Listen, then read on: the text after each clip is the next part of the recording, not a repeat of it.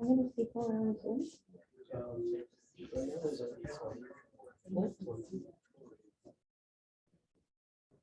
We'll wait like another minute or two. Yes. We usually wait, the number I usually wait for is 57. So although the number of people should be over 100, they come late. And 57 is the number on a Heinz ketchup bottle, which is made in Pittsburgh. So I wait for 50, yeah, it means 57 varieties. I see. So 57 is the number that I wait for. see. Estimate when the total on Zoom and in the room is 57. I and see. we I see. start, I see. And the Okay. rest come late. Sure. Yeah. How many on Zoom now?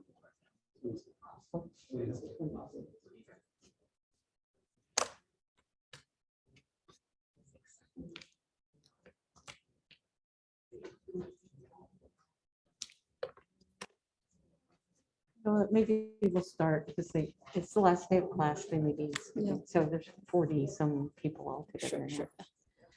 Okay, let's get started. I'd like to introduce today's speaker, Danqi Chen. Danqi is from Princeton University, and before that, she's been at Facebook, Stanford, and Tsinghua. She works on many kinds of natural language processing, including representation learning.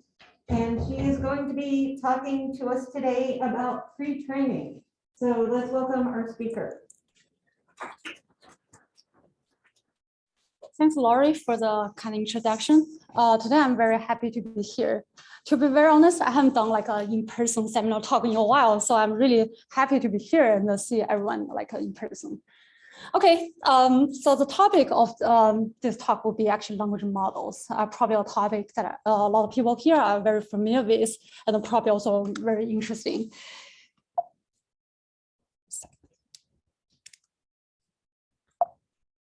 Should that work? Okay, it's fine. Yeah.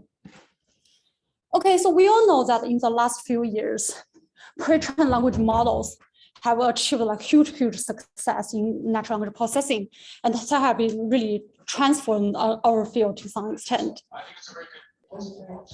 sorry about that. Oh, no, yeah.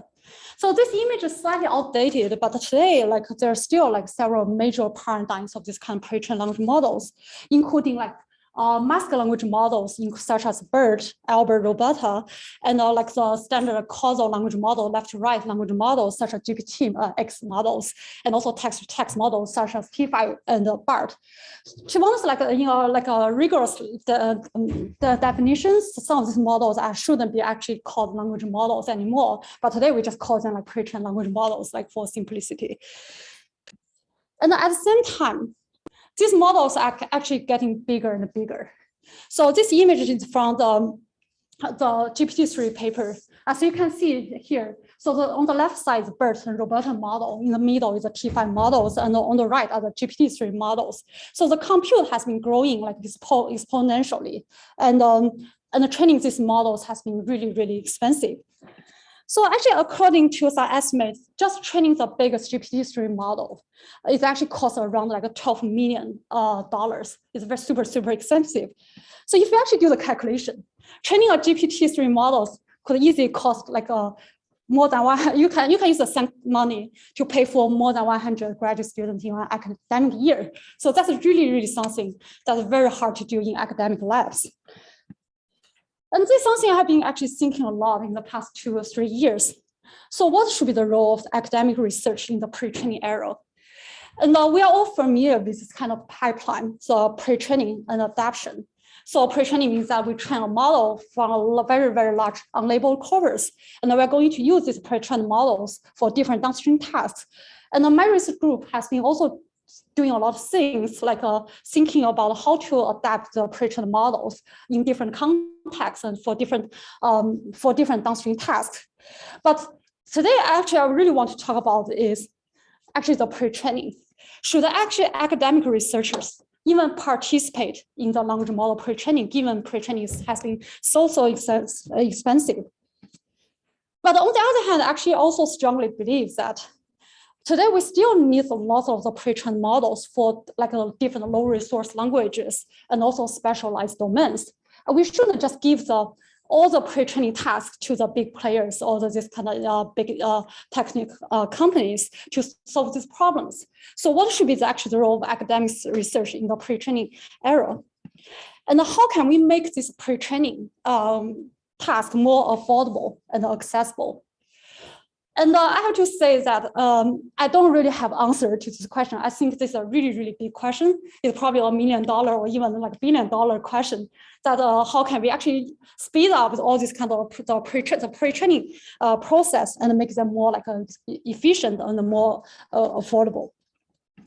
But what I really want to talk about is actually some like I would say some really like interesting findings and interesting things that we actually discovered along this way. And we really try to understand what are some limitations of the current pre-training paradigms. Where can we actually do better? My hope is that I will actually give you some like evidence, and I will also ask a bunch of questions in this talk. But my hope is that this actually findings could actually give us some confidence that we can actually have a chance to actually improve the pre-training process. So this talk will consist of two parts. So the first part is actually about actually a recent study of that we did about how to explore like exploring the optimal masking rates and strategies in the mask language models. And the second part, I want to talk about like kind of one limitation of the current pre-training paradigm. And I want to talk about this problem called anisotropy problem in language representations. And I want to give you some evidence showing that why contrast learning could be actually a good solution to solve this problem, and maybe has a promise to like improve the pre-training efficiency. Again, my hope is that these findings you will find maybe interesting, but my hope is that these findings could actually point to some promising directions for efficient pre-training in the future. Again, I don't have really answer to tell that, okay, how can we really make pre-training 10 times or 100 times faster? That's a really hard problem. By the way, I'm happy to take questions at any time, so just feel free to stop me and raise your hand. Yeah. Okay, so I will jump to the first part about optimal masking rates and the strategies in mask language models. So this is actually a paper we did pretty recently. The title is called "Should you mask 15% in mask language modeling?" So this is work done by my students, Alex, Tianyu, and Zexuan at Princeton. By the way, I also want to mention that recently we just released like a kind of library for doing this kind of pre-training task. So you can find basically the library at Princeton LP Danqi Chen. So this is actually funny name for doing this kind of pre-training task. Okay. Okay, I will start with mask language models. I assume that most people here are familiar with BERT and the mask language models. So the mask language models idea was first proposed in the BERT paper by Jack Devlin et al. In 2019. So the idea is that you take a bunch of text, you actually mask a small portion of the input text, and the goal to predict the mask words. And in the BERT paper, they actually chose to use like a BERT always masks like a 15% of the input words and try to predict the mask words. So in this example, the man went to the mask to buy a mask of milk, and that's basically the model is trying to predict these two mask words like store and gallon. And there is also a little bit more complication in the BERT paper that besides like they always mask 15% of words, they also adopt like kind of sophisticated corruption rule. I call it 80-10-10 corruption rule here. So that means that actually for 80% of the time, they try to replace the mask, the words with like a real mask token, and 10% they try to replace the word by a random word in the vocabulary, and also 10% they just keep the word unchanged. So this is kind of like a corruption rule that was proposed in the BERT paper. Okay, so here there is a magic number here, right? So why masking 15%? So 50, this is something like the really BERT authors have proposed, and a lot of follow-up work try to follow. So this is actually the quote from the Jacob Devlin's presentation back to 2018, 2019 when BERT came out. So this is actually a common belief that why doing 15% masking is a good idea. So if you do something like a too little masking, if you do like only 5% or 10% masking, the model will become too expensive to train. But if you mask too much, let's say if you mask 30, 40%, there isn't enough context, the remaining words for you to predict these mask words. This at least kind of the common belief that were proposed in the original BERT paper. And after this 15% masking rate thing has been proposed, I want to say that this 15% masking rate has been used in basically all the recent mask language models, regardless of the model sizes. So if you do them like a BERT base, BERT small, BERT large, they always use the 15% masking rates. And there are also a lot of innovations in terms of model architectures. So even after people try to improve the model architectures, they still try to adopt this 15 mask rate, including like Albert or like the DeBarta paper that I cited here. And also there are actually also some other more like sophisticated masking strategies, including like span masking or PMI masking. So basically, regardless of the model architectures and the masking strategies, people always have been using this 15% masking rate. And on the other side, this 15% masking rate has been actually also viewed as a bottleneck for sample efficiency. The reason is simple, because it's, for any input, the model is only able to leverage 15% of token per sample, trying to only predict 15% of the 100% tokens. So there's some really nice work, for example, this electoral work in 2020, actually trying to address this problem to some extent. So before I dive in and talk about whether this 15% masking is actually optimal or the role of the masking rate, I actually want to put a note that today, people probably have been doing a lot of experiments with this GPT-3 models or GPT-J models. So we have been seeing so many like causal language models everywhere. So why do we still care about the mask language models? So this is at least my personal belief. Actually, if you want to do some kind of, if you control the same training budget, I still believe that mask language models are actually much more efficient compared to the causal language models. So this figure is still from the original BERT paper. So if you control the number of the pre-training steps, and the mask language model still can give you much better performance compared to causal language models. And this idea of the mask language models has been also adapted to in this kind of text-to-text model, such as the T5 models. So you can actually add this kind of mask language models and the decoder to do some generation task. I also want to mention that although the causal language models like GPT models have been actually scaled up to like 10 billion or 100 billion or 175 billion parameters, but we have never seen actually evidence showing that we can actually continue scaling up the mask language models to 10 billion or 100 billion parameters, at least to my knowledge.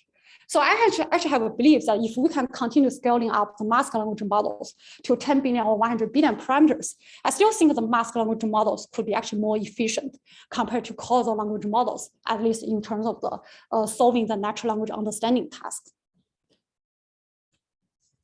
Again, if there are any questions, I'm happy to pause and take questions anytime. Yeah.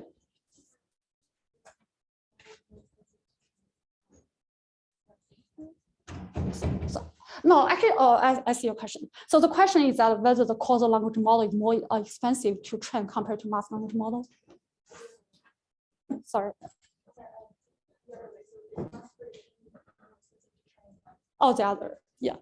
So first, if we control the model size, they'll be actually pretty much comparable. You can just do one forward pass actually for both causal language models and the mask language models. So for these figures, this is from the BERT paper. They still do 15% masking rate. So you can see that so basically, if you control the training steps, control the model size, I would say the training cost will be pretty similar comparing mask language models and causal language models. But in terms of the downstream task performance, in this case, is the MNOI accuracy is actually still more efficient if we compare mask language models and causal language models.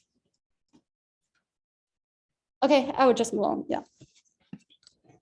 Okay, so the next question we want to ask is, can we try to mask more? Why do we have to do this 15% masking if 15% has been viewed as a kind of a bottleneck for efficiency? So we got a really inspiration from this like a recent paper called mask autoencoder in computer vision in the image repetitions. So in images, they actually show that we can mask 75% to 95% of the portion of the input of the image patches. And you can still reconstruct the original input plausibly. For example, if you see the red rectangles I put, red boxes I put here, is that basically they actually just try to mask 85% of our input images, you can still reconstruct the original the images that are actually pretty close to the original images, which is actually the first column of this image figure. So can we actually also do something similar for text? So this actually is an argument in this MAE paper, the mask autoencoder paper, that the information density is quite different between the language and the vision. So in images have a lot of redundancy. If you mask like a large portion of the input patches, you can still have a chance to reconstruct the original input. But for the language is actually very information dense. So if you remove like 50% words, it's probably pretty hard. As this is argument in the MAE paper, they actually argue that images you can do actually much more masking compared to languages. So let me give you one example. So here there's one sentence. I can tell you that, okay, 80% input tokens have been removed. And can you try to predict the original sentence or reconstruct the original sentence?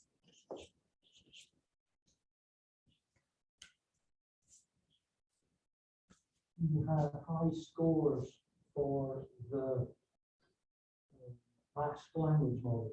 That's pretty good guess, yeah. Anyone else?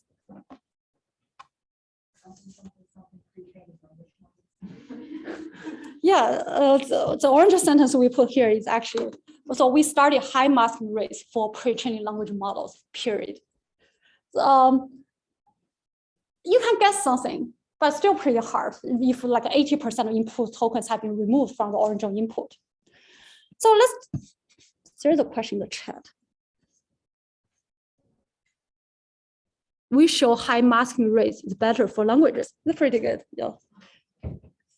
So let's take a look at what the input should look like for different masking rates. So the bottom line, the bottom row is actually the 15% masking rate in the standard BERT pre-training. And then in the middle is the 40%. And at the top row is actually the 80%. Basically at the 40% masking rate, it's already pretty hard to guess, like the remaining context. But for the 80%, it's basically really, really hard. So we try to calculate the perplexity. So this is not really the perplexity in the causal language models. It's a basic definition of the perplexity in the masked language model. You just compute the log perplexity. So we compute the perplexity for this stream model. You can actually see that with a very high masking rate, with k equals to 80% masking rate, the perplexity could be super high, like 1,100. And then even for the middle row, the perplexity is 69.4. This number is actually also pretty high compared to the current modern. Yeah. Sorry, is this being measured by a model that's trained using that masking rate or based on a pre-trained BERT against this? Oh, sorry. Yeah, that's a good question. So yeah, the question is about how the perplexity is calculated. So basically, we train these models by ourselves, and then we evaluate this on the held out data set based on Wikipedia. And for the held out set, you also do the same masking. Yeah. So you can see that for the 15%, 17.7 perplexity, in the middle 69. But if you do the 80% masking, the perplexity is super, super high, 1,000. That really means that it's very hard for people to even reconstruct the original input.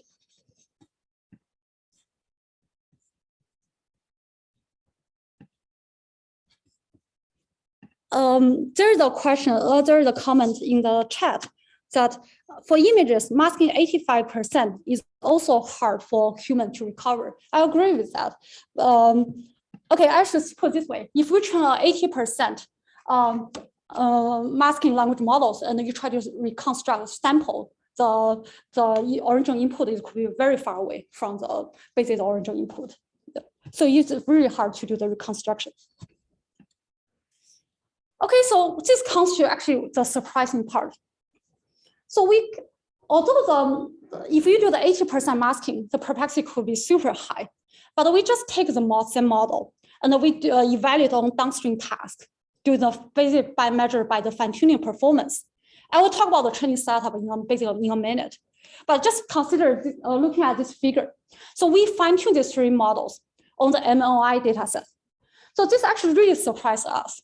So first, 40% or 50% actually perform pretty similar.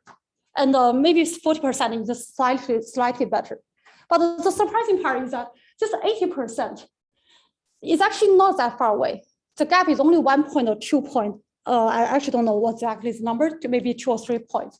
But still, the downstream task on the MLI data set is still much higher than we actually expected. So you can mask 80%, and you can still get a pretty good downstream task performance.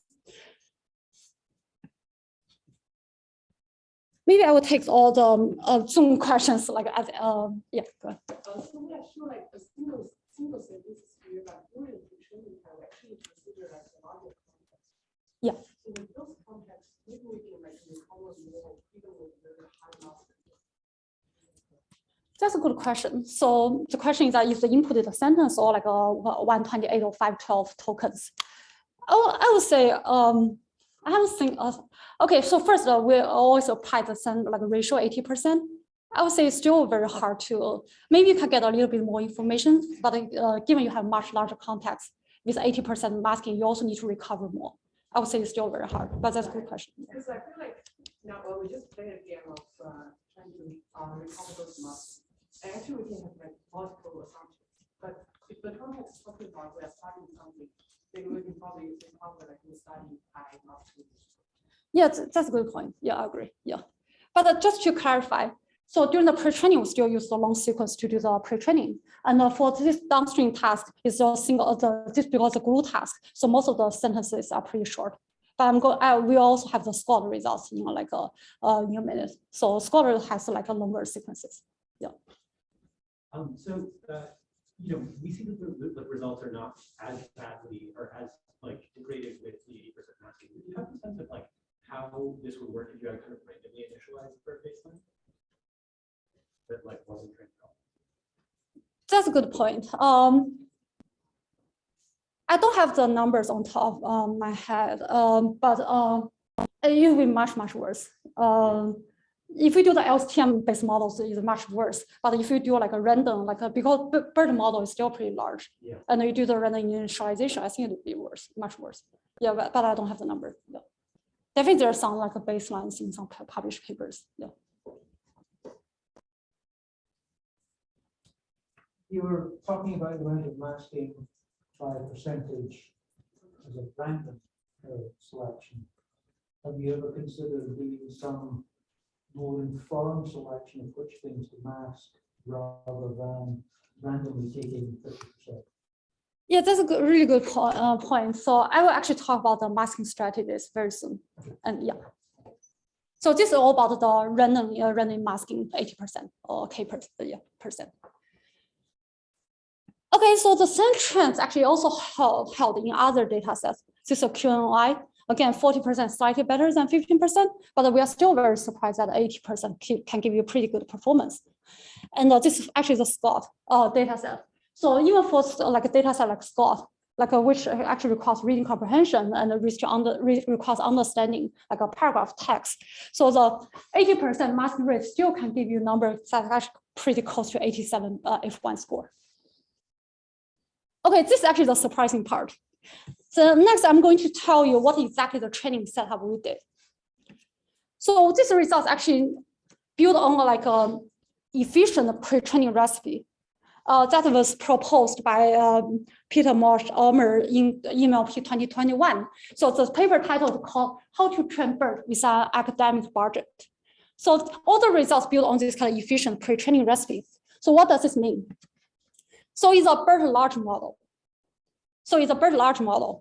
And it uses a larger learning rate and trained with like fewer training steps, with like shorter sequences. And they don't use the next sentence prediction task.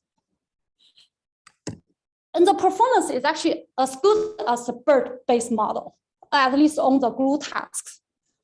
And what is really at least this result is actually very exciting to me, is that you can actually, if you adopt this kind of pre-training recipe, you can actually finish training this model in 24 hours, just on 8 decent GPUs.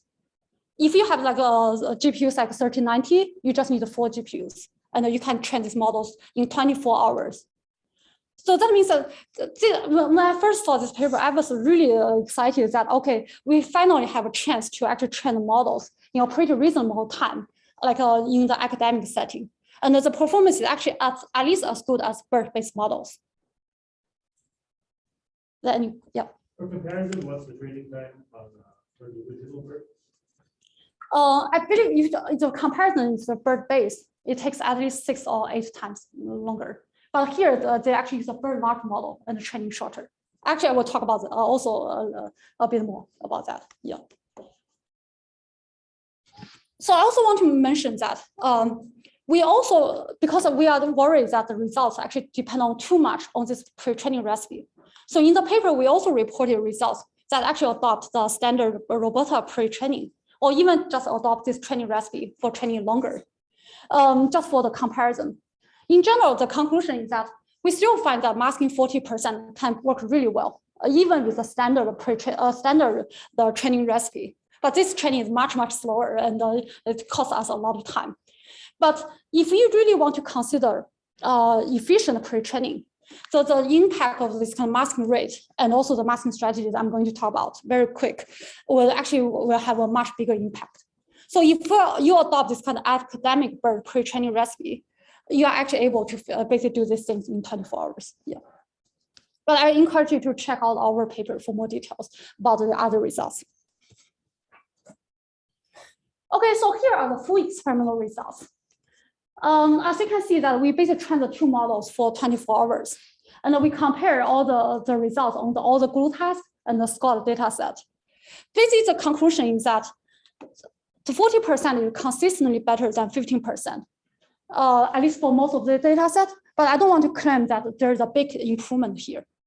Because our first finding is that we find that we can actually mask a lot of the input tokens, so we can still get pretty good performance.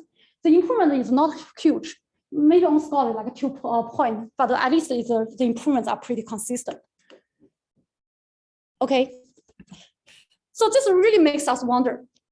Okay, so this is kind of some finding, results we want to tell, messages we want to tell, is that the perplexity is actually not well correlated with the downstream performance.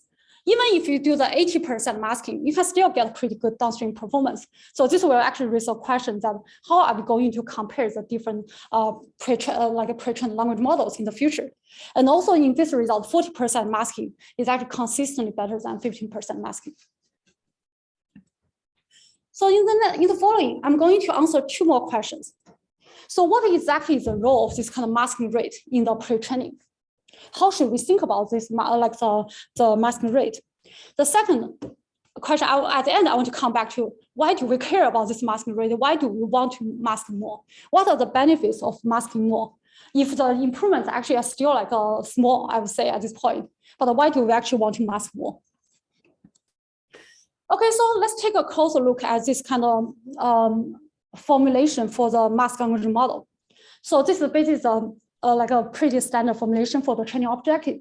So here X refers to the text sequences, and the uppercase, the big M here refers to the set of the predicted tokens, and the tilde X here refers to the corrupted text, basically the input text with percentage of tokens being replaced by masked tokens. So what does the masking rate actually exactly control here? So masking rate actually controls 2 things. So here we propose that we try to disentangle the masking rate into 2 factors. One we call it prediction rate. Another we call it corruption rate. Corruption rate means that how many of the inputs, what percentage of the input has been corrupted. And the prediction rate means that we control the size of the M. So how many masked tokens you are going to predict. But just in the standard masked language modeling, you only have 1 hyperparameter, this masking rate. So the masking rate controls both the corruption rate and the prediction rate. So corruption rate means that how many tokens have been corrupted. So corruption rate essentially controls the difficulty of the task. And the prediction rate actually controls how many training signals you can get from the one single mini batch. For the one single forward pass, one single mini batch, how many training signals can you get? So if you mask 15%, essentially you only predict on those 15%. But if you predict 40%, essentially under the same training budget, you can predict 40% tokens, right? And the masking rate actually controls how difficult this task it is. If you mask 80%, that means that the task is super difficult. If you mask 15%, the task will become much easier. So the question is, what if we disentangle the corruption and the prediction rate? So we actually designed some experiments to understand what's going on here. So we designed experiments to disentangle the corruption rate and prediction rate. So we consider two scenarios. So for the first scenario, the prediction rate is actually smaller than corruption rate. So what does that mean? That means that if we try to mask 40% tokens in the input, we still only predict 20%. We just ignore the remaining 20% tokens. We are not doing prediction on those 20%. That means that this is just an ablation study. We try to only predict a subset of the corrupted tokens. That means that prediction rate will be smaller than corruption rate. Any questions, or is this clear or not? And for the second scenario, we consider the prediction rate actually higher than corruption rate. So this is actually not like a really efficient implementation. We really try to understand what's going on. So we take the same input, and then we try to predict 40%. So essentially, we duplicate the same input twice. And for the two inputs, we try to mask two disjoint sets of the masks. So for the first input, we mask this 20%. For the same another instance of the same input, we'll mask another disjoint 20% input. But in total, we still predict 40%. So this is not in terms of efficiency, is not a fair comparison. This is more like ablation study. We want to understand if we want to predict 40%, can we? If we want to predict 40%, can we actually try to? If we try to corrupt less, to use a lower corruption rate, it can give us better performance or not. But for this experiment, we have to do a forward pass twice, essentially. Any questions about this result? This kind of setting. Sorry. Okay. Yeah. Sorry, I just want to ask if there are any questions about this setup. Yeah. Is that really different than doing 20%? Because you got 20%. I understand. Yeah, this is very similar to just doing the 20% masking, right? Yeah. But here, for the same input, we duplicate twice and put them in the same mini batch. So these two input actually correlated exactly the same. So you actually get less training signal compared to like using the same number of the sentences in the same mini batch. Yeah.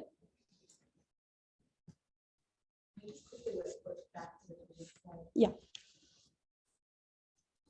So this means that we mask 40%, but we only predict 20%. So you see there's we started high masking rate in, so we are not predicting that. We just basically discard that training signal.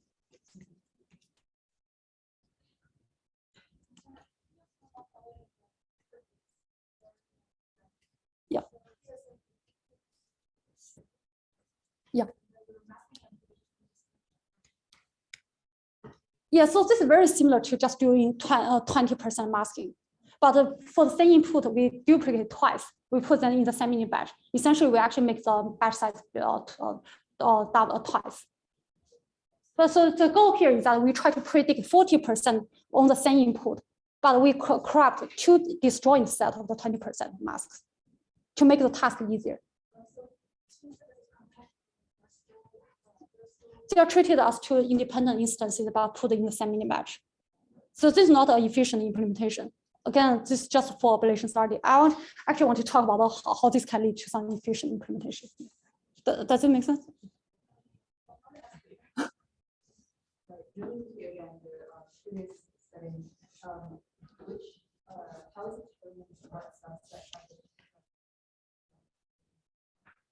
just a randomly sample, like so basically randomly pick a subset of the corrupted tokens for prediction. Designates half of the class tokens that you actually need to predict. Yeah, exactly. Yeah. Okay, I will continue. So here are some results. So the first column is the corruption rate. The second column is the prediction rate. And all the remaining columns are basically the fine-tuning performance on the downstream task.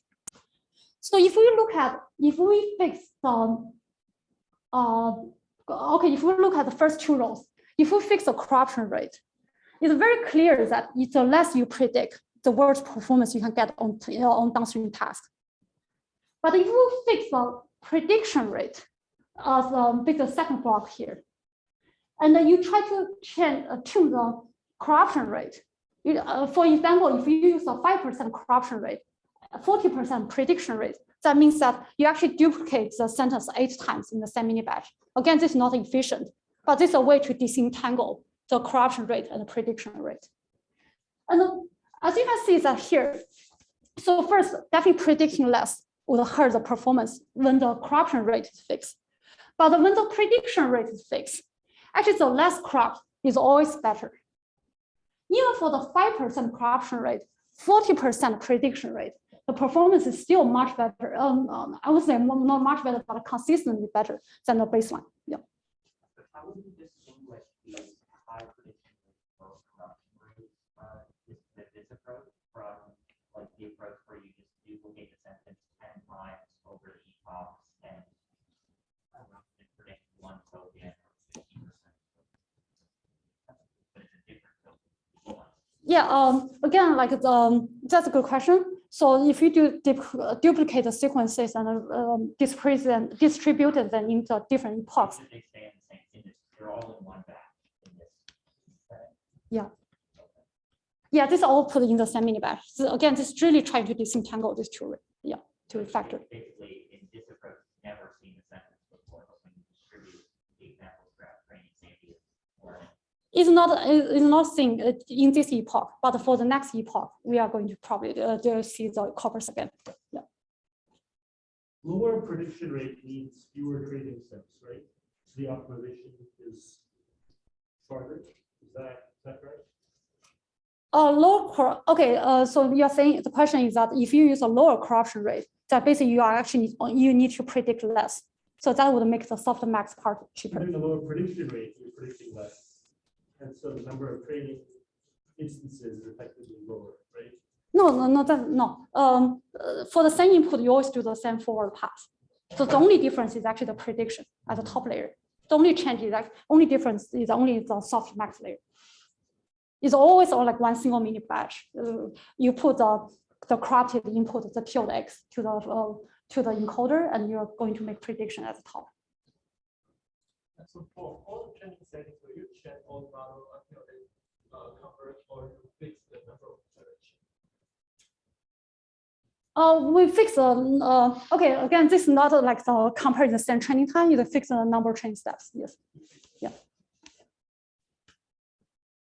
Okay, so the conclusion here is that if you look at the corruption rate and the prediction rate separately, if the less you corrupt, is always the better.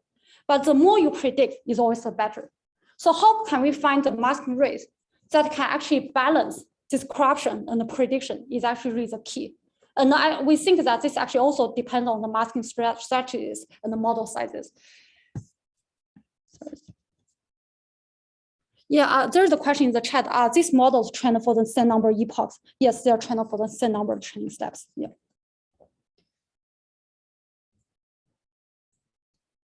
Okay, so I will continue.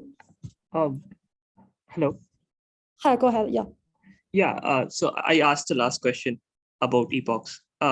So my question is this: that let's say you have a single sentence, and in one case where you have low corruption, you are duplicating the sentence multiple times. Yeah. And masking small amounts of it and feeding it to the model. So what I'm saying is in the other case, where you have like a large corruption as well as a large prediction, that sequence kind of goes into the model only once, right? Whereas in case where you have low corruption, you are sending the sequence into the model, let's say 5 times or 10 times or whatever. So yeah, so how do you compute an epoch exactly in this case? So first of all, here we control the number of training steps. So for if we have to, Could you repeat the question? okay, I believe the question is like if we duplicate the when the case the corruption rate is lower than prediction rate, we have to duplicate the instance multiple times. How can we control the make the fair comparison in terms of compute? Is that the question? Like, yeah, roughly, yes. so here again, like we control the number of training steps. For this like scenario, the corruption rate is less than prediction rate. We actually make the batch size bigger. So Okay. it's actually training is much actually more expensive. Here again, it's really trying to understand the trade-off between the corruption rate and the prediction rate. So here the goal is not to improve the efficiency by proposing doing this like duplication 8 times. So like each batch is larger in the case where the corruption is low, but the number of batches that you pass is the same in both cases. Is that accurate? The batch size is bigger. The number of predictions will be the same, but the forward part Okay, you will do okay. actually more. Yeah. Okay, So we basically Thank you. control the number of the predictions. sure. In this, Thank you. yeah, but it will be more expensive. Okay, so with this kind of a disentanglement of the corruption rate and the prediction rate, we want to understand how we actually should think about this kind of masking rate in the mask language model. So we actually did a bunch of analysis, and I think there are a couple of findings I personally think are really interesting. So the first finding is we shouldn't fix the masking rate for different model sizes.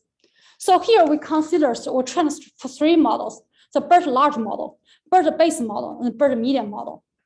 And then we actually find that the larger model should actually you should actually adopt a higher masking rate. So in this figure, it's very clear that for the BERT large model, you should actually use a 40% masking rate.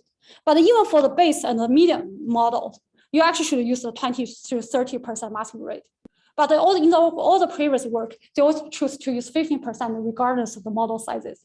So here the assumption is, our hypothesis is, if you have a larger model, the model should be actually have a more capacity to handle to handle this kind of more difficult task. So it can actually adopt like a more like the higher corruption rates. But for the smaller model, you cannot mask too much. This task will be too difficult for the smaller models. This is our hypothesis. So basically, like those, if you empirically for the larger models, you should actually adopt a higher masking rate. So why this result is actually interesting. So in ICML 2020, there is actually a really interesting paper, Lee et al. Paper from UC Berkeley. They actually claim that under the same pre-training budget, you should actually train a larger model with like shorter, with a fewer number of steps, compared to training a smaller model, training for more steps. So combining their results and our finding, that basically means that if you really want to control the same number of the pre-training budget, under the same pre-training budget, you should actually try to train a larger model with a fewer steps, but use a larger masking rate. You shouldn't consider masking rate as a kind of constant or fixed rate. That's basically the key takeaway I want to tell. So under the same training budget, you should try to train a larger model for smaller number of steps and use a higher masking rate. Okay, so our next finding is, so after the BERT paper came out, this kind of uniform masking, there are also a bunch of other more sophisticated masking strategies that people have been prosing, including the span masking is actually also one of my early work in 2020. So the span masking is basically the idea is that you, instead of doing the uniform masking, you can masking like n tokens consecutively. That's basically what masking, span masking means. And there is also a really nice paper in iClear last year called PMI masking. So they're trying to claim that's actually the question. Like, so instead of doing the uniform masking, they try to mask like n-grams with high PMI values. So if these n-grams, if they always co-occur in the corpus, you should predict them together. That will make the pre-training task harder.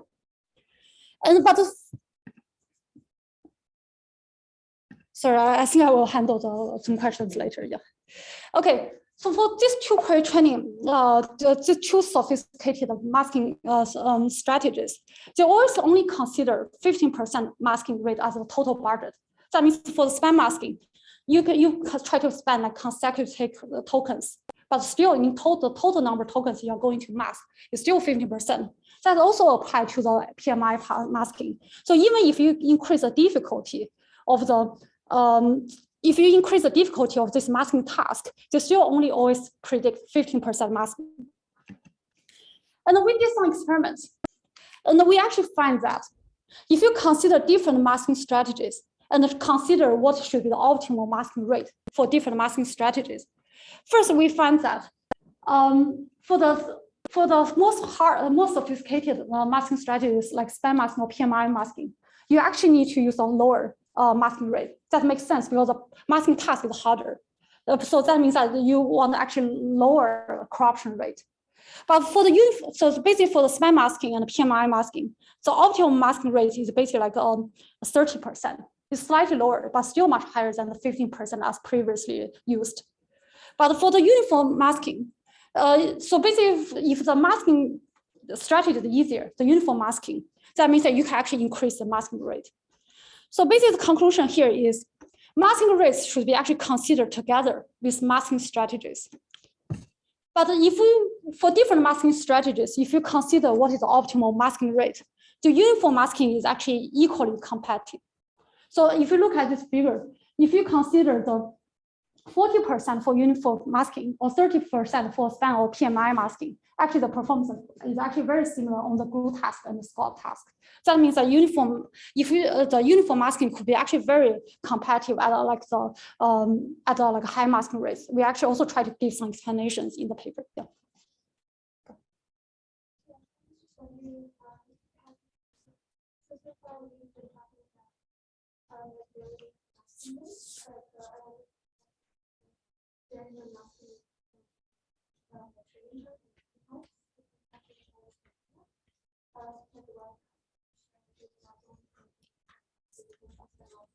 Yeah.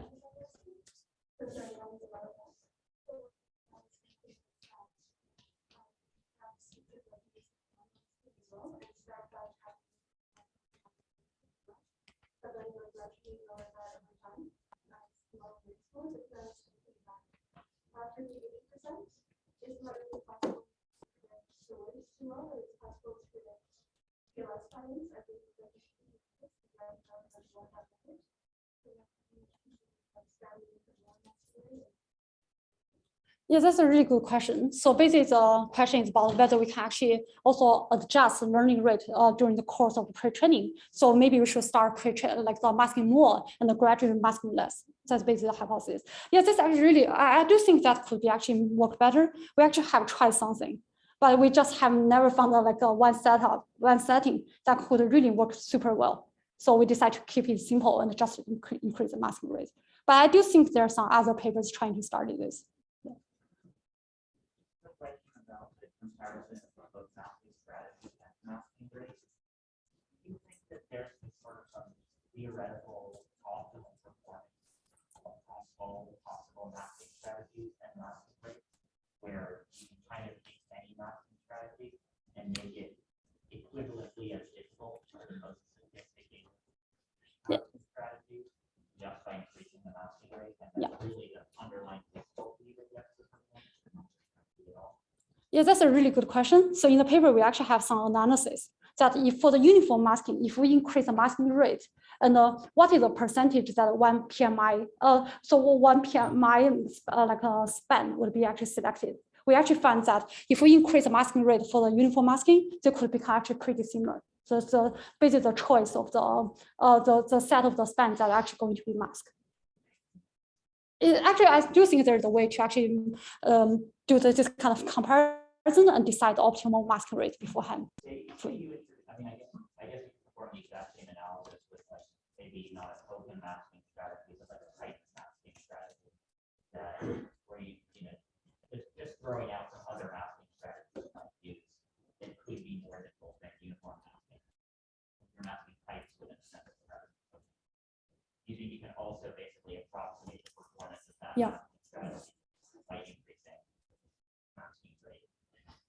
Yeah, understand. Yeah, I don't have a good answer to that because there are just yeah, there are not too many different masking strategies there. I think it's really interesting to understand how to approximate that. Yeah. Okay, I want to move on. I still have another part. Yeah. I'm not going to talk about this. So in the paper, we also talk about this 80-10-10 thing, how to understand this 80-10-10 corruption strategy in our framework of this kind of corruption versus prediction. And we also have some empirical results showing that if you use high masking rates, this kind of 80-10-10%, the 80-10-10 rule might be not actually necessary. And also in some cases, it can actually hurt the performance.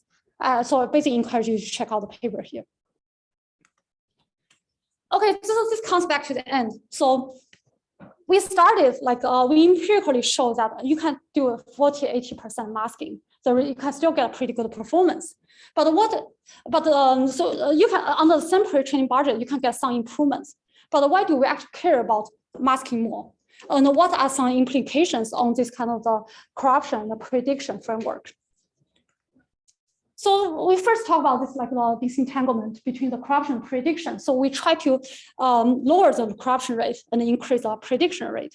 So the question we want to ask is, can we actually try to modify the model architecture by improving the prediction while reducing the corruption rate? So instead of doing that duplication of the same input twice or 8 times, can we try to change the kind of attention? Try to enforce the model to see some parts and not see some parts to improve the prediction while reducing corruption rates. This is a question, open question. If you're interested in this question, I'm happy to chat. We have been trying this for a while, and we have some initial results, but not the best result I want to show today. But this is a kind of implication. If we can, instead of thinking of just masking rate, thinking of the corruption rate and prediction rate, and think about how to increase the prediction rate and reducing the corruption rate. And another really important implication here is, instead of only doing the 15% masking, if you can do the 40 or 80% mask tokens, think about this: 40% are mask tokens in the input, 60% are the English words or or in other languages words like the non-mask tokens. Can we try to encode the non-mask tokens separately? Because they're a very large portion of the input are actually the mask tokens. I do think this is actually pretty promising. So this idea has been actually implemented in this mask autoencoder paper in computer vision again. They show that if they mask 70% of input, they can actually get 4 times speed up, because they just need to first encode all the unmasked tokens first, and they use another shallow model to encode the entire input. We also tried something similar. I'm happy to talk offline, but I don't have a result to show at this point. So basically, I want to tell that another real benefit from at least we hope from masking more is not just direct give you performance, but there are also ways to actually make the implementation more efficient. Okay, so here's the summary of this part. So first, perplexity is not directly correlated with downstream performance. So even if you use a very high masking rate, mask language models still can learn very good reputations, even they cannot reconstruct the input. And under the same training budget, we should actually train larger models with higher masking rates and train with a smaller number of steps.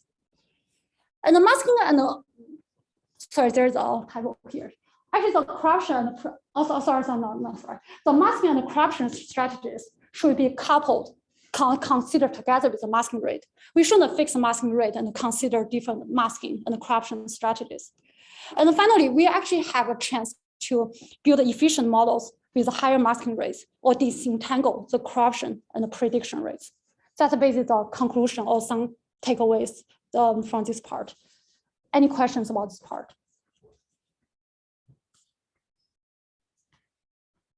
I guess I'm curious if you have any insight onto what the model, what the fine tuning models of 40% masking do better on glue than the kind of baseline models.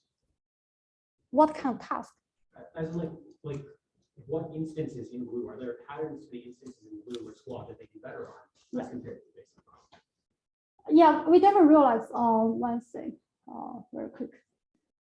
So for example, for some sentence like SACD2, 50% is still better. And for COLA, 15% is still better. So I feel this task actually need to like need to deal with more actually at the token level things. But for some other tasks, maybe like sentence level information would be more important. Yeah. Do you have any thoughts on how your results will generalize to method like Second, the last part. How will your result generalize to other training methods like Electro. Yeah, electro is actually a very interesting case. So I didn't talk, we have some discussion in the paper, but I didn't talk about it here. So electro first, they have a generative model, they have a discriminative model. So that's why they claim they can predict 100% of the tokens. But still, the first model, they only mask only 15%. And but the replacement of the bird, the replacement is actually the hard negatives for the second model. I would say, yeah, we are interested in understanding what's going on with this kind of training dynamics of the electro model, but I would say it's quite different here. Yeah.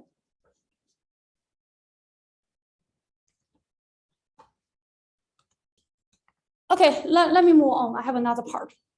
So the next part, the second part I want to talk about is actually this anisotropy problem in the language repetitions. And I want to give you some ideas why contrast learning is a solution.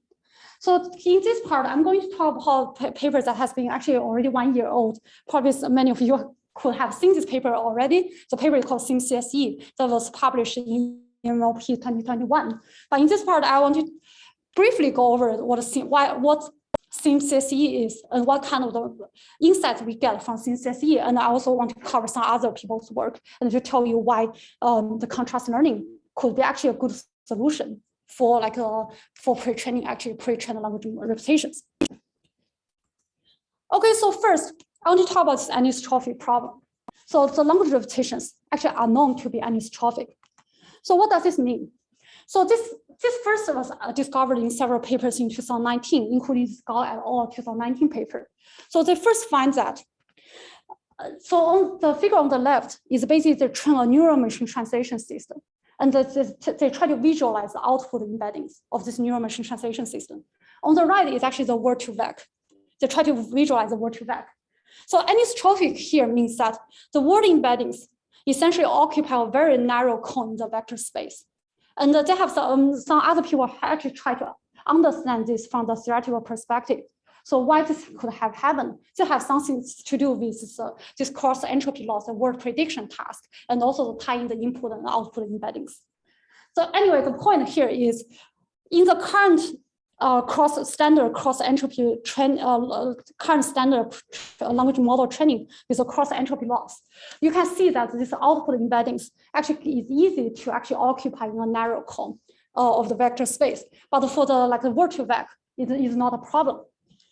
And this problem has also been discovered in another EMLP paper by this paper. And so instead of starting only the output embeddings, they try to start this kind of contextualized repetitions. So here's one figure. So the x-axis is actually the layer number. And the y-axis here means that they just randomly sample two contextualized word repetition that calculate the cosine similarity. And they report average similarity. So basically means that if the repetitions actually are directionally uniform in the space, the cosine similarity should be 0. But what they found is that the blue curve here is a bird model, the green curve here is a GPT-2 model. That the model is actually highly anisotrophic because the cosine similarity could be actually pretty close to 1. If you look at the last layer of the GPT-2 model, the cosine similarity is already very close to 1. Even for some middle layers, the cosine similarity is already higher than 0.5. That means that all these repetitions actually occupy a narrow space. So this is actually a more empirical justification. But again, there are some actually theoretical findings trying to justify why the current pre-trained language repetitions could be actually highly anisotrophic. Okay, so next I'm going to pivot a little bit, talk about this kind of sentence repetitions. It's not exactly the same setup as master language repetitions, but here I'm just going to talk about SimCSE and come back to these pre-trained language models. So here, the goal is that we try to build a model to learn like good sentence repetitions. For example, there are 2 dogs running, and then we pass this to an encoder. We want to get a vector for this sentence. And the sentence repetitions is definitely like a fundamental problem in the NLP and has like many applications, including clustering, retrieval, or transfer learning to other NLP tasks. So I'm not going to elaborate on that. So for the sentence repetitions, the previous state of the art, essentially there are a bunch of different ways to address this problem, even with the pre-trained language repetitions. So a very popular approach called sentence BERT. So the idea is that they basically take the pre-trained BERT or robotic encoder, and they fine-tune this model on the NLI dataset, the natural language inference dataset. So basically take 2 sentences, you pass this to the same encoder, and at the top, you just predict the label should be entailment or contradiction or neutral. This is actually the previous state of the art in sentence embeddings. But there is actually another way to think about how to get the sentence embeddings from the pre-trained repetitions. So the idea here is, given the pre-trained repetitions have been so powerful, you can use the pre-trained repetitions for so many downstream tasks. Why you cannot just get the sentence repetitions from the pre-trained repetitions by just taking the average or taking the COS token from the contextualized encoder. But the problem is that these contextualized repetitions are highly anisotrophic. So they actually occupy narrow space, a narrow cone. So if you just do the average to get the sentence repetitions, they would actually perform really, really poorly. So there's some work, including this BERT flow or BERT whitening. The idea is actually pretty similar. They just take the pre-trained encoder, they average the repetitions and get a sentence embedding. But they try to do some kind of post-processing and they try to transform the original pre-trained repetition space to a more isotrophic space. Basically try to map the pre-trained embedding to an isotrophic space and get a sentence embeddings. So this part doesn't really involve too much additional training. So it's just more like a post-processing method. So this method is actually much better than just using the average BERT repetitions, but it underperform the methods that actually you train fine-tuned on the NLI data sets such as sentence BERT. So this is where our approach comes in. So our approach called SimCSE is actually very, very simple. So essentially, we take the pre-trained BERT and the robotic encoder, and then we try to fine-tune the encoder using a contrastive loss. And we have 2 versions of SimCSE. One is unsupervised SimCSE. That means that we take the input, we just use a dropout as a data augmentation. Can I check how many people have seen SimCSE before? Okay, 16%, that's good. Yeah, I'm trying to slow down a little bit. Yeah, so basically for the unsupervised SimCSE, it's like you take the same input, you're going to use a dropout as a data augmentation. But for the supervised SimCSE, we also use the NLI data sets, but I'm not going to talk about this today. So the SimCSE, the unsupervised SimCSE, basically the idea is that we can take a bunch of sentences from the unlabeled corpus. And then we started with a pre-trained BERT encoder. We just take the COS token. You can also use the average of the BERT representations. And then we simply adopt an info NCE loss by considering a positive pair X and X plus as a positive pair. But we also consider all the other examples in the semi batch as negatives. So here N is basically the batch size. So let me just use this. So basically, unsupervised SimCSE essentially just applies a standard contrast loss on the unlabeled data. But here, the positive pairs essentially take the embeddings of the same sentence with a different dropout mask. And for the negative pairs, we don't use any hard negatives. We just use the embeddings of the other sentences in the semi batch. Here's how this works. So here, the encoder, we consider like a pre-trained, consider pre-trained BERT encoder, robotic encoder. We just take this any sentence from the like a Wikipedia corpus. 2 dogs are running, and then we just pass this sentence to the encoder. We take the COS vector. We get 1 repetition, and then we take this sentence again, pass to the encoder 1 more time, and then we can get another vector. So essentially, you can think about, so this is just the original dropout in the BERT encoder. So essentially, these are just doing some kind of minimal perturbations in the embedding space. We try to pass the same sentence to the encoder twice, but because we pass this sentence twice to the encoder, we can actually get two different embeddings. And then we just need to take the other sentence in the same mini batch as the negatives. So essentially, the formulation would be, we take the same sentence, and we use the different dropout as a positive pair. And we also use some other repetitions in the same mini batch as the in-batch negatives. Okay, so basic SE, sorry, I know I've been a little bit fast on this part. I hope that some of you have seen this work, but SE actually works really, really good.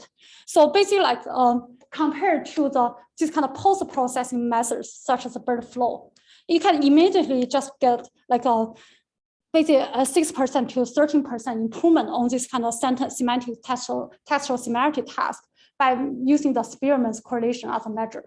It works super, super well. And I also want to mention that SimSSE is actually very cheap. So basically, you take the pre-trained encoder, you just need to train this on like 1 hour on one GPU, and on 1 million sentences, you can get this very good sentence repetitions. So it's actually not much more expensive compared to the post-processing method. It's just like training 1 hour on one GPU. And even compared to the previous, like a sentence BERT repetitions that train on the NY data sets, basically the unsupervised SimSSE is actually very similar to the sentence BERT, the supervised sentence BERT performance. And then again, we have another version, the supervised SimSSE in the paper. The supervised SimSSE is actually even better than the much better than the sentence BERT results. But I'm not going to talk about this supervised SimSSE results. Okay, so the key question is that what actually the kind of takeaways from this SimSSE results, given that it works so well, and what can we learn from this result? Why does this work? So the first conclusion we have is, if we compare this, like you can basically think of the dropout as one like a simple, like a minimum data augmentation. It's really just pass the same sentence into the encoder twice. So it's like kind of some minimal perturbation. It actually works much better than all the discrete data augmentations, including like a synonym replacement or the cropping or deletion and so on.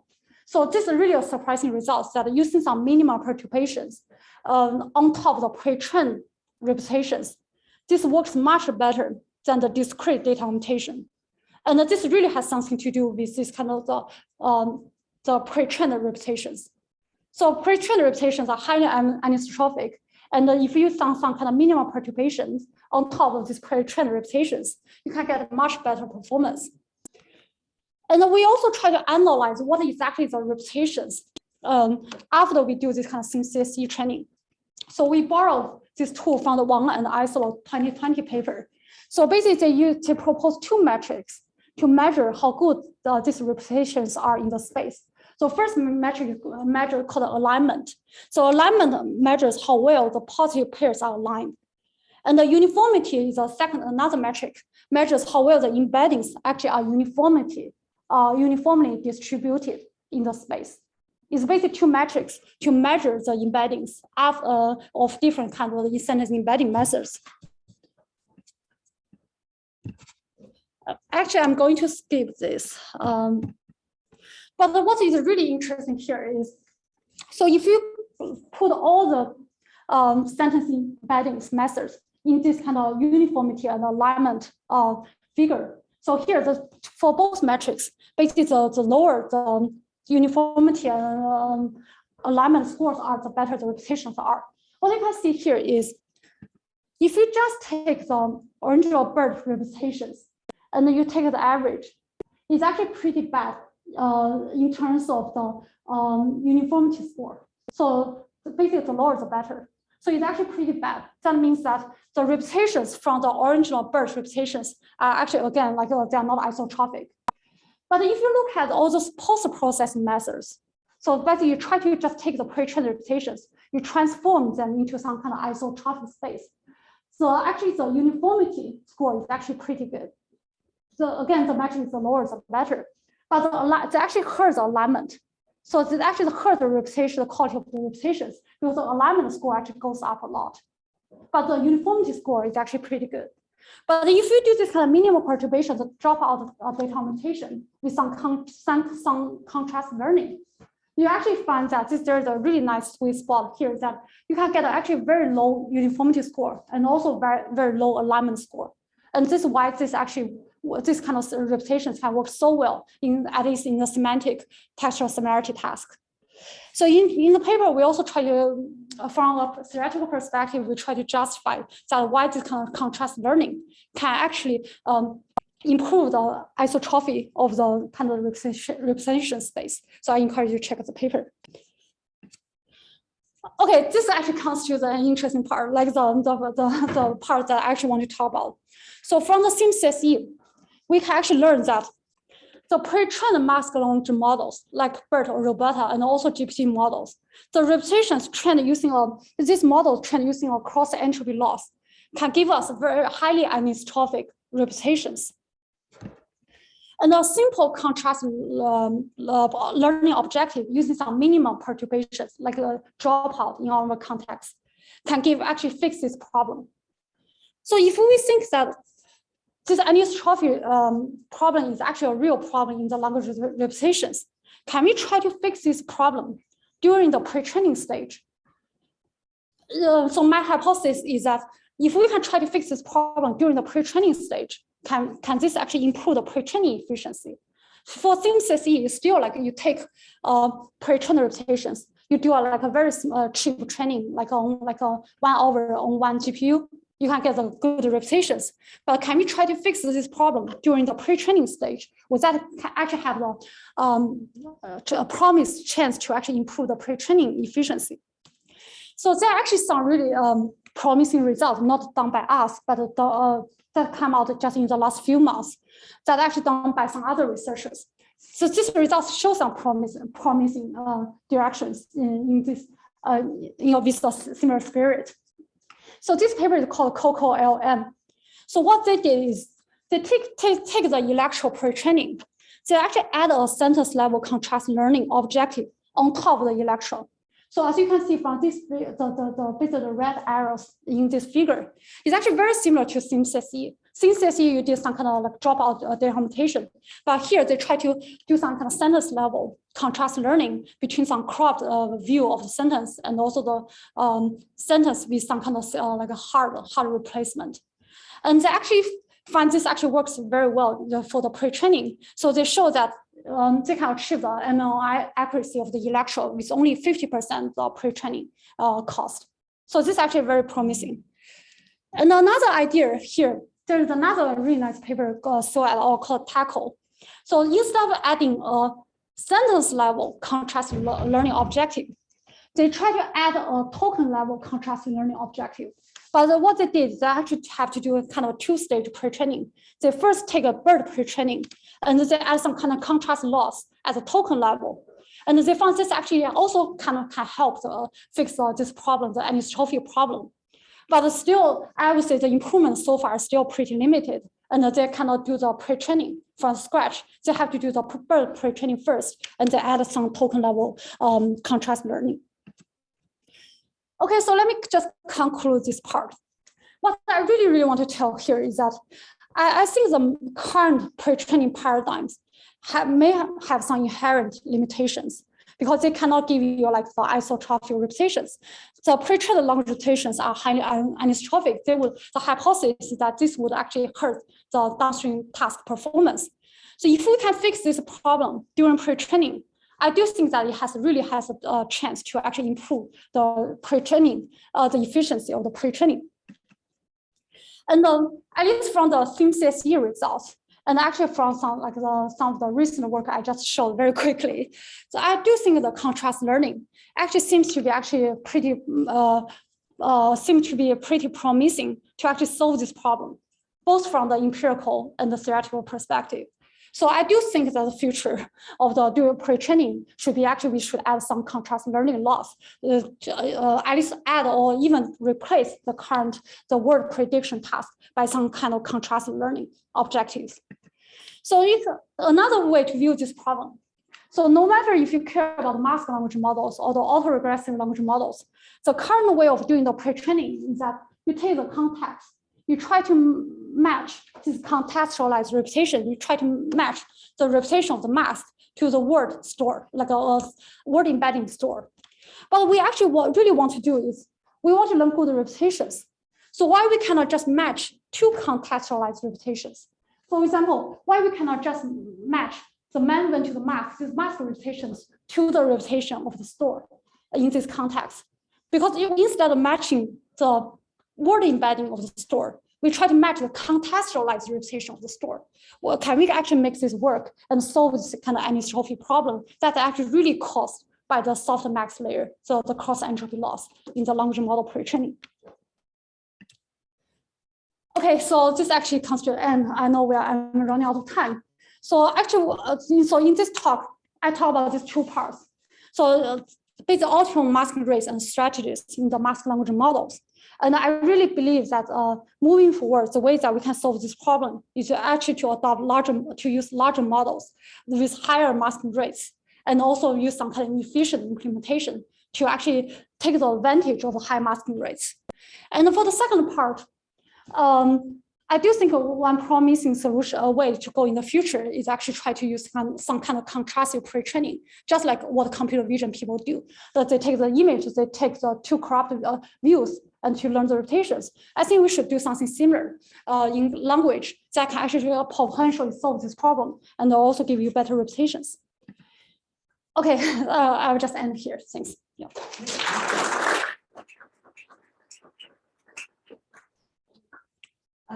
So we have a lot of questions during the talk. Oh, let's just take a few, maybe 2 or 3 right now.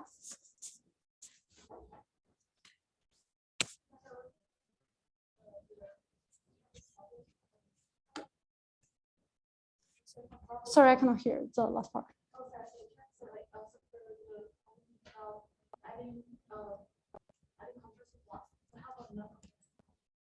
Yeah, that's a very good point. Yeah, there are actually already some promising results to fit this idea, but they use a long contrast loss. Yeah, I do think long contrast loss would not suffer from this anisotropy problem. That could be also a very promising way to go.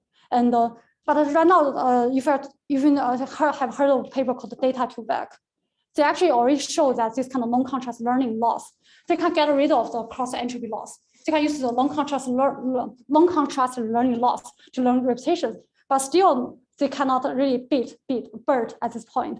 It's close enough. So I think it's very interesting. Yeah.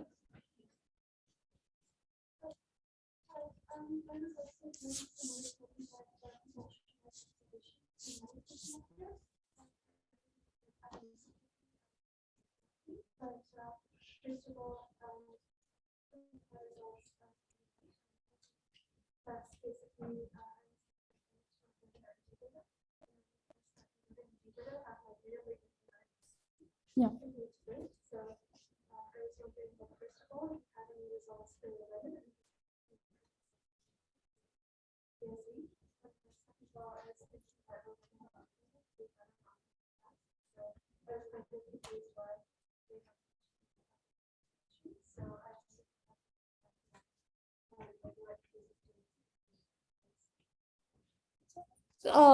I got a question. So the first question is, do we have results with like a Roberta or DiBarta? So at least in the SimCSE work, we also have the, we basically applied the idea as the same approach to both BERT and Roberta, and you also get better performance with Roberta. So yeah, so basically like, I'm aware of the, both repetitions suffer from this problem, and the SimCSE can actually solve this problem. So the second question is that the Roberta repetitions are even more anisotropic, but why they still can give you better downstream task performance? Okay, I don't have a good answer to that because there's still like a fine-tuning process involved. But I do see, I've seen some work that kind of using some kind of supervised contrast learning during the fine-tuning process. I do think that will give you better performance. I just believe that Roberta essentially is a better encoder, although it still suffers this problem, probably more. Actually, I didn't know that part actually. Yeah.